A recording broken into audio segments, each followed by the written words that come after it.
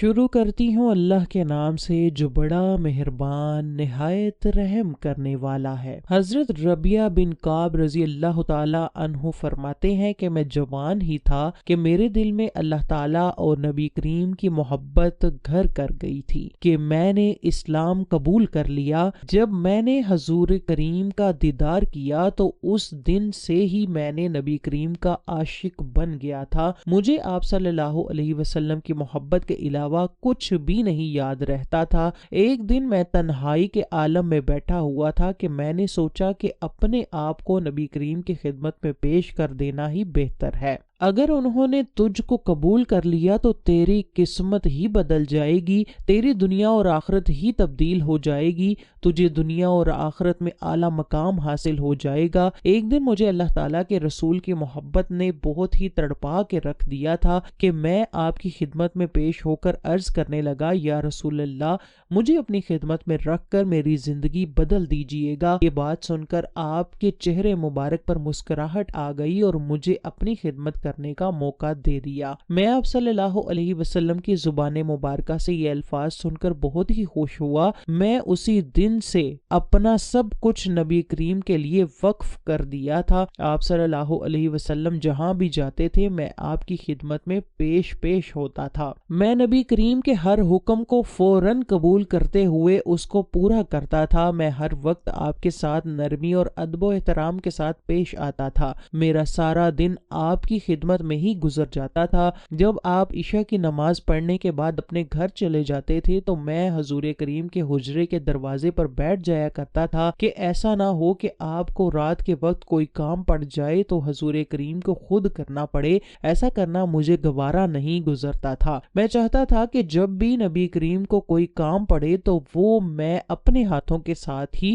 سر انجام دوں۔ میں گھر کی دہلیز پر بیٹھا رہتا تھا۔ میں کئی راتوں تک مسلسل سورۃ الفاتحہ پڑھنے کی آواز سنا کرتا تھا۔ آپ کا معمول تھا کہ آقا و دو جہاں رات کا زیادہ تر حصہ اللہ تعالیٰ کی عبادت میں گزار دیا کرتے تھے۔ مجھے کئی بار سننے کو ایسا بھی ملتا تھا کہ حضور کریم سورۃ الفاتحہ کو کئی بار دہرایا کرتے تھے۔ بعض اوقات سمیع اللہ لمن حمیدہ کی پیاری نرمی سی آواز میرے کانوں میں بھی پڑتی تھی۔ یہ الفاظ بھی آپ کئی بار دہرایا کرتے تھے۔ جو بھی بندہ نبی کریم کے ساتھ نرمی سے پیش آتا تھا تو آپ کی کوشش یہی ہوتی تھی کہ اس بندے سے اس سے بھی زیادہ نرمی سے پیش آؤ۔ ایک دن حضور کریم صلی اللہ علیہ وسلم نے مجھے اس الفاظ میں بلایا، اے کعب کے فرزند ربی۔ میں نے فوراً بڑے ادب و احترام سے جواب میں عرض کیا، لبیک یا رسول اللہ، لبیک یا رسول اللہ۔ اس دن میری قسمت ہی جاگ گئی کہ آقا و دو جہان نے مجھے فرمایا،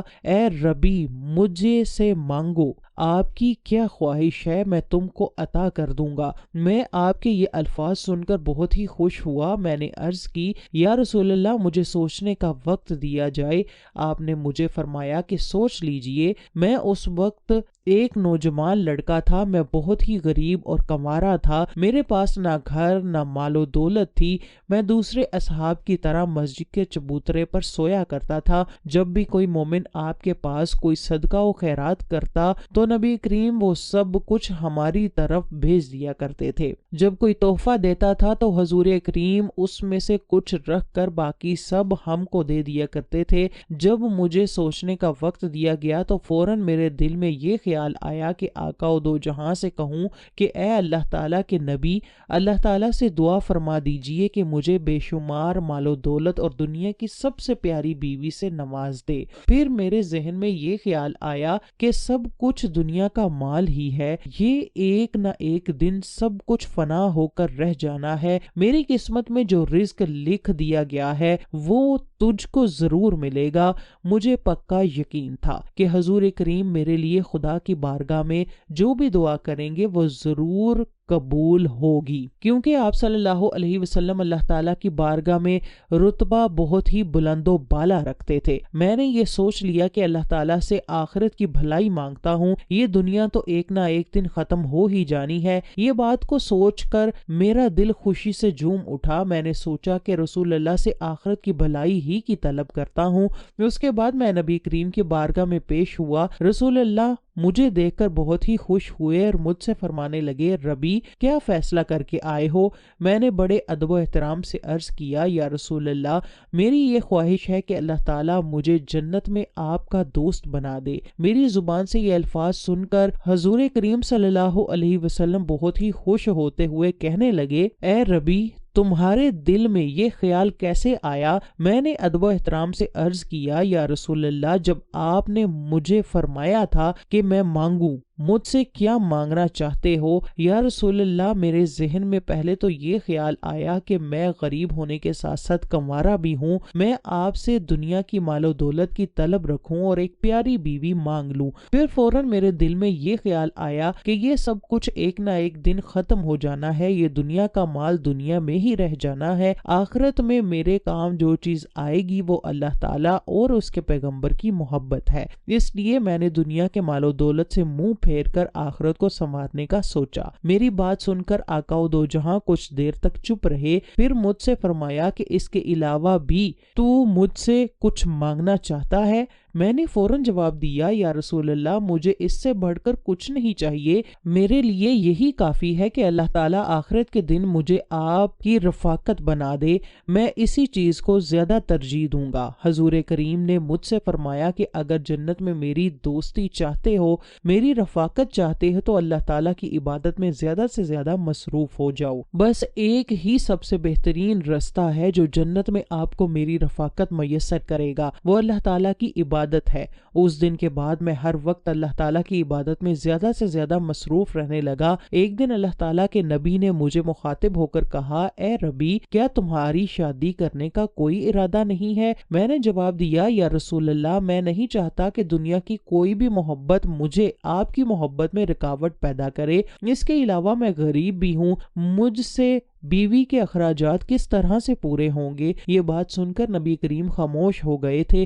چند روز گزرنے کے بعد حضور کریم نے پھر مجھ سے سوال کیا ربی کیا شادی نہیں کرو گے؟ میں نے پھر پہلے والا ہی جواب دیا تھا، لیکن اس بار میرے دل میں آیا کہ میں غلطی کر رہا ہوں، مجھے یہ جواب دینا چاہیے تھا کہ اللہ تعالیٰ اور اللہ تعالیٰ کے رسول بہتر جانتے ہیں، یہ جواب دینے کی میری اوقات ہی کیا ہے؟ میرے سب حالات کے بارے میں نبی کریم بہت ہی بہتر جانتے ہیں۔ اگر حضور مجھ سے بار بار پوچھ رہے ہیں کہ اس میں ضرور میرے لیے کوئی نہ کوئی بھلائی ہی ہوگی، میں نے فیصلہ کر لیا کہ اگر اب آپ مجھ سے یہ سوال کریں گے تو میرا ایک ہی جواب ہوگا کہ آپ صلی اللہ علیہ وسلم بہتر جانتے ہیں، آپ کی جو مرضی ہوگی میں اس پر ہی راضی ہو جاؤں گا۔ پھر چند دن کے بعد حضور کریم نے مجھے پاس بلا کر دریافت کیا ربی تو واقعی شادی کرنے کے لیے تیار نہیں ہے؟ میں نے جواب دیا یا رسول اللہ میں آپ کی رضا پر راضی ہوں، میں آپ کا حکم ماننے کے لیے تیار ہوں۔ یہ بات سن کر آپ بہت ہی خوش ہوئے۔ حضور کریم نے مجھے حکم دیا کہ تم فلاں گھر جا کر میرا سلام پیش کرو اور ان سے کہو کہ محمد نے آپ کے لیے یہ حکم دیا ہے کہ وہ گھر والے اپنی بیٹی کی شادی مجھ سے کر دیں۔ ربی فرماتے ہیں کہ میں شرماتا ہوا اس گھر تک چلا گیا۔ میں نے گھر جا کر ان کو نبی کریم کا سلام پیش کرنے کے بعد آپ کا پیغام دیا۔ میں ان لوگوں کی باتیں سن کر حیران ہو گیا تھا۔ جب میں نے نبی کریم کا پیغام ان کو دیا تو انہوں نے کہا کہ ہم نبی کریم کے ہر حکم کی تعمیل کرنے کے لیے تیار ہیں، ہم آپ کو اپنا داماد بنانے کے لیے تیار ہیں۔ انہوں نے اپنی بیٹی کا نکاح میرے ساتھ پڑھا دیا تھا۔ میری تو قسمت ہی بدل گئی تھی، کیونکہ میں تو ایک غریب انسان تھا۔ میں اپنے سسرال کے گھر سے نکل کر آپ صلی اللہ علیہ وسلم کی خدمت میں پیش ہو کر عرض کرنے لگا یا رسول اللہ وہ تو لوگ بہت اچھے ہیں اور حسن اخلاق کے مالک ہیں، میں نے آپ کا حکم دیا ہی تھا تو انہوں نے آپ کے حکم کی فوراً تعمیل کرتے ہوئے اپنی بیٹی کا نکاح میرے ساتھ پڑھا بھی دیا۔ میری بات سنتے ہوئے آپ صلی اللہ علیہ وسلم نے مسکراتے ہوئے بنو اسلم کے سردار بریدہ کو حکم دیا کہ ربی کو کچھ سونا دے دو۔ بریدہ نے اسی وقت آپ کے حکم کو مانتے ہوئے ربی کو سونے کی ڈلی تحفہ دے دی۔ اس کے بعد حضور کریم نے مجھے فرمایا کہ اپنے سسرال کے گھر جاؤ اور ان سے کہو کہ نبی کریم کا یہ حکم ہے۔ میں نے وہ تھوڑا سا سونا ان کے حوالے کر دیا۔ انہوں نے میرے اس حق مہر کو بڑی خوشی سے قبول کر لیا تھا۔